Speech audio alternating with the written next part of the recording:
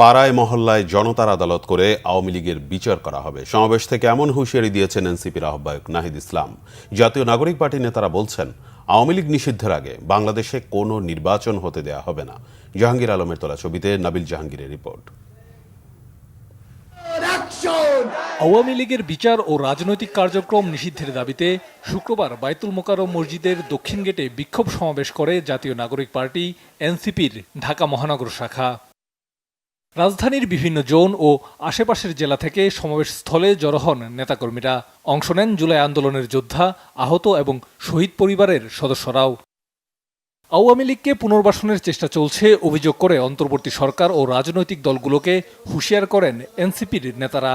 আপনি এই আহত এবং শহীদদের রক্তের উপরে দাঁড়িয়ে আমরা আপনাকে ক্ষমতায় বসিয়েছি। আমরা আপনার কাছে কোনো অনুরোধ করছি না, আমরা কোনো দাবি করছি না, আমরা আমাদের সিদ্ধান্ত জানিয়ে দিচ্ছি, আওয়ামী লীগকে নিষিদ্ধ করতে হবে। খুনিরা কি এই বাংলাদেশে রাজনীতি করতে পারবে? সন্ত্রাসীরা কি এই বাংলাদেশে রাজনীতি করতে পারবে? আওয়ামী লীগ নিষিদ্ধ না করে বাংলাদেশে কোনো নির্বাচন হবে না বলে হুঁশিয়ার করেন দলটির সদস্য সচিব আক্তার হোসেন। বাংলাদেশে যতদিন পর্যন্ত জুলাই প্রজন্ম বেঁচে আছে ততদিন পর্যন্ত বাংলাদেশে আওয়ামী লীগকে আমরা এক সেকেন্ডের জন্য প্রাসঙ্গিক হতে দেব না। আওয়ামী লীগের প্রশ্ন অমীমাংসিত রেখে বাংলাদেশে সামনে কোনো নির্বাচন হবে না, হবে না, হবে না। এনসিপির আহ্বায়ক নাহিদ ইসলাম বলেন, অন্তর্বর্তী সরকার আওয়ামী লীগের বিচার করতে ব্যর্থ হলে পাড়ায় মহল্লায় জনতার আদালত গড়ে তোলা হবে।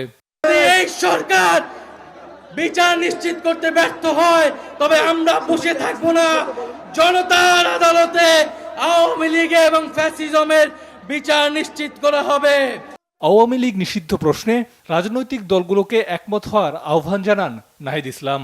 আওয়ামী লীগের বিচার এবং দলটির রাজনৈতিক কর্মকাণ্ড নিষিদ্ধ নিশ্চিত করা এনসিপির অন্যতম রাজনৈতিক লক্ষ্য। আর এই লক্ষ্য বাস্তবায়নে ছাত্রদের নতুন রাজনৈতিক দলটি টানা কর্মসূচি চালিয়ে যাচ্ছে। শেষ পর্যন্ত আওয়ামী লীগ নিষিদ্ধ হবে কিনা সেটি সময় বলে দেবে। নাবিল জাহাঙ্গীর, বাংলা ভিশন, ঢাকা।